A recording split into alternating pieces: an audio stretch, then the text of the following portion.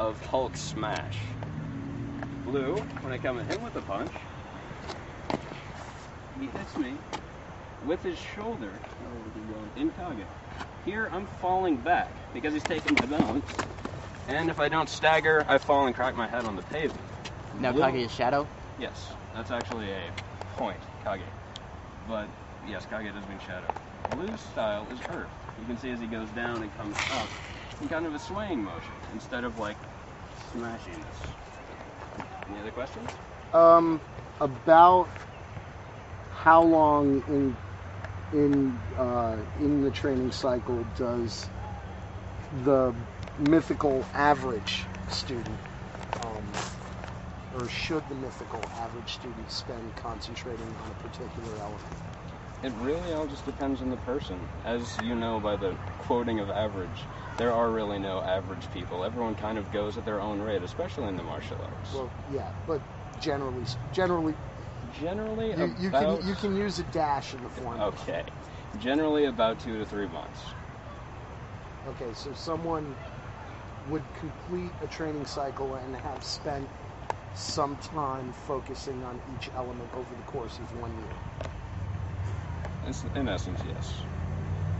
What happens, though, is as they train in their own element, and then their mind starts awakening. The more and more they do techniques, the more they experience certain styles and certain ways of fighting. Their mind will branch out and encompass other elements, and they'll start using other techniques. Like, let's see, what happens if I was to try this? Like, I'll just kind of demonstrate really fast. Like here, I'll do Vic's thing. He comes with a punch. I bog him in, flip him here on the ribs.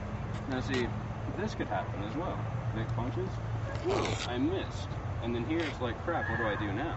Sure, I can always try and elbow him again, but I can also take his hand and guide his head into the ground. And that's more of a wind takedown. And then as you experience these things on your own, you start encompassing them. So it's 3 elements. What's the fourth? The fourth would be... Actually, we did go over all of them. The first two we did was they wind and touched water. on all of them. They touched on all of them. Do you guys ever cross-train with other schools, or do you guys No. cross-train with other? Nope, pure ninjutsu. How hard do you guys spar?